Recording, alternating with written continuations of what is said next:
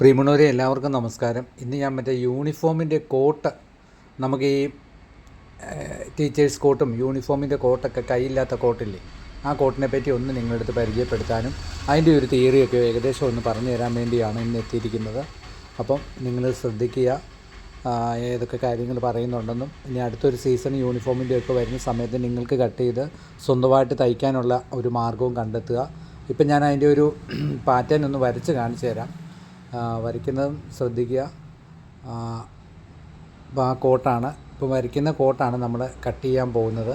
അതിനോടൊപ്പം തന്നെ ഇതിൻ്റെ അളവും ഇതിൻ്റെ മെഷർമെൻറ്റും എല്ലാ കാര്യങ്ങളും ഇതിനോടൊപ്പം തന്നെ വീഡിയോയിൽ പറയുന്നുണ്ട്. അപ്പം അതെല്ലാം മനസ്സിലാക്കി ഈ കട്ടിങ് ഒന്ന് പഠിച്ചു വെക്കുന്നത് ഏറ്റവും ഉചിതമാണ്.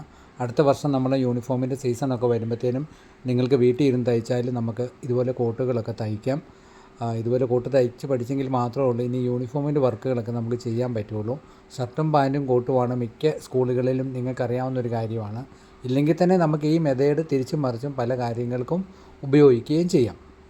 അപ്പം ഞാൻ അതിൻ്റെ മെഷർമെൻറ്റും പറഞ്ഞു തരാം. പാറ്റേൺ ഇപ്പോൾ കാണിക്കുക, ഈ വരയ്ക്കുന്നതാണ് ഇതിൻ്റെ പാറ്റേൺ. അപ്പം നിങ്ങളുടെ കൺമുന്നിൽ തന്നെ വരച്ചിട്ടൊന്ന് കാണിക്കാം എന്ന് കരുതി. അപ്പോൾ ശ്രദ്ധിക്കുക. ഇപ്പം നിങ്ങൾ നോക്കൂ, ഇതാണ് ഇതിൻ്റെ പാറ്റേൺ. ഇതുപോലെ നമ്മൾ കൈയില്ലാത്ത കോട്ട്, സൂട്ട് കോളർ വെച്ചുള്ള കൈയില്ലാത്ത കോട്ടിൻ്റെ കട്ടിങ്ങാണ് കാണിക്കാൻ പോകുന്നത്. അപ്പം അത് എല്ലാവരും ഒന്ന് മനസ്സിലാക്കി വെക്കുക. എന്നിട്ട് വേണം നമ്മൾ അതിൻ്റെ ഒരു മെഷർമെൻ്റ് എന്ന് പറയുന്നത്, അത് ഞാനൊന്ന് പറഞ്ഞേക്കാം. ഇത് 26 ഇഞ്ച് ഇറക്കവും 16 ഇഞ്ച് ഷോൾഡർ, 21 കൈനീളം, 35 ഇഞ്ച് ജസ്റ്റ് വണ്ണം, 30 ഇഞ്ച് ഇടവണ്ണം, 40 ഇഞ്ച് സീറ്റ് വേണം. അങ്ങനത്തെ ഒരു മെത്തേഡിലാണ് ഇത് പോകുന്നത്. അപ്പോൾ പ്രത്യേകം ശ്രദ്ധിക്കുക. ഇതാണ് ഇതിൻ്റെ ഒരു പാറ്റേൺ മോഡൽ. കട്ട് ചെയ്യുന്നതൊക്കെ ഞാൻ ഒന്നും കൂടെ അടുത്തൊക്കെ ഒന്ന് കാണിക്കാം. കണ്ടോ, നെക്കിൻ്റെ ഷേപ്പൊക്കെ ഒന്ന് കണ്ടോ എങ്ങനെയാണ് പോകുന്നതെന്നുള്ളത്. അത് ഫ്രണ്ട് നമ്മൾ കുടഞ്ഞ് വെട്ടുന്നത്, 1.25 ഇഞ്ചോളം നമ്മൾ വണ്ണം കൂട്ടാനിടുന്നത്. ഇനി 2 കട്ട് പോക്കറ്റ് ഉണ്ട്. ആ കട്ട് പോക്കറ്റ് മാർക്ക് ചെയ്തിരിക്കുന്നതൊക്കെ നിങ്ങൾ കണ്ടു കാണുമല്ലോ. ഇതിനെപ്പറ്റിയൊക്കെ സംശയങ്ങളൊക്കെ എന്തെങ്കിലും ഉണ്ടെങ്കിൽ ലൈവായിട്ട് വരുമ്പോൾ ചോദിക്കുക, ഇല്ലെങ്കിൽ കമൻ്റായിട്ട് ഇട്ടെങ്കിൽ ഞാനത് പറഞ്ഞുതരാം കേട്ടോ. അപ്പം ഇത് വെട്ടിത്തുടങ്ങുന്നത് കണ്ടല്ലോ എങ്ങനെയാണ്, അതുപോലെ തന്നെ വെട്ടിത്തുടങ്ങുക. വെട്ടിത്തുടങ്ങി ഫ്രണ്ട് നമ്മൾ കുറച്ചുകൂടെ കുടഞ്ഞെടുക്കണം. ഇതാണ് ആ കോട്ടിൻ്റെ ഒരു തിയറി.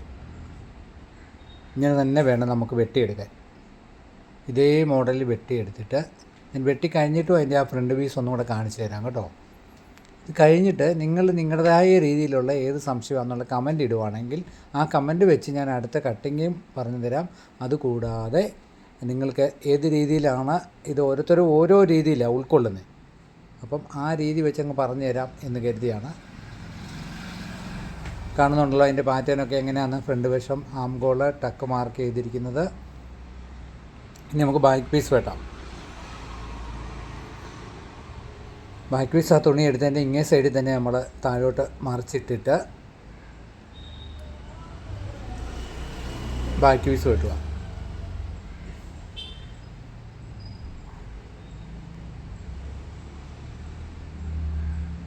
അപ്പോൾ എപ്പോഴും നമ്മൾ പറയുന്ന പോലെ തന്നെ ആ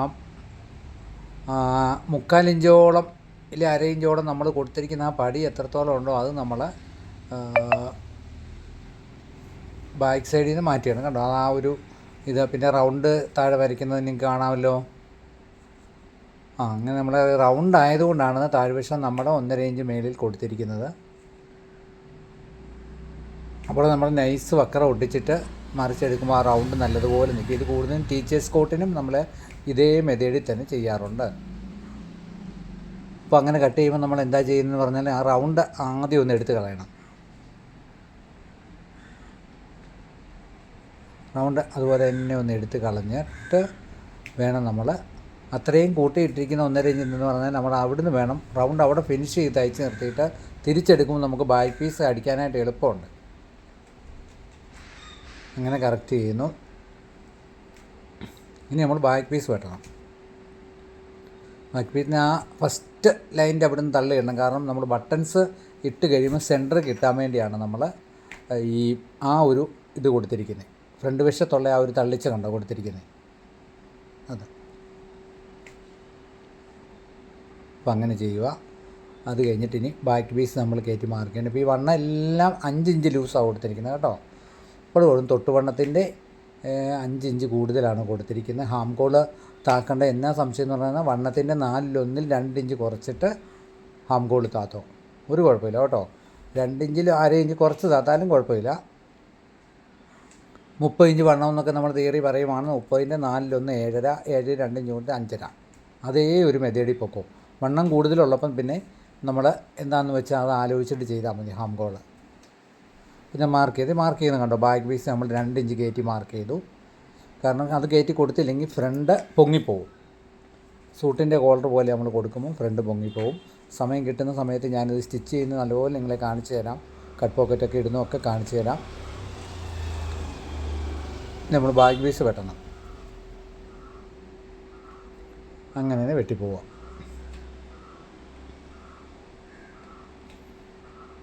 അതുപോലെ അങ്ങനെ ബാക്ക് പീസ് നമ്മൾ വെട്ടിയെടുക്കാൻ പോകണം. ഏകദേശം ബാക്ക് പീസും കൂടെ നമ്മൾ ധാരണയായിരിക്കുകയാണ്. കട്ടിങ് ഏകദേശം ബാക്ക് പീസിൻ്റെ കഴിയുന്നു. ഇത്രയൊക്കെയാണ് യൂണിഫോമിൻ്റെ കോട്ട്, കൈയില്ലാത്ത കോട്ടിൻ്റെ ഇത്.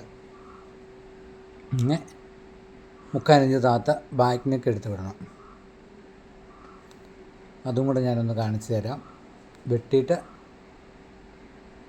ആ ബാക്ക് നെക്കിൻ്റെ ആ ഒരു മെത്തേഡ്, ഓവലായിട്ട് എടുക്കുന്നതിൻ്റെ മെത്തേഡും കൂടെ ഞാൻ കാണിച്ചു തരാം. ഇത് കാണുന്നത് കണ്ടോ, ഇങ്ങനെ വെച്ച് വേണം വെട്ടാൻ. നിങ്ങൾക്ക് വീഡിയോ ഒക്കെ ഇഷ്ടപ്പെട്ടെന്ന് തോന്നുന്നു. സബ്സ്ക്രൈബ് ചെയ്യണം, കമൻ്റ് ഇടണം.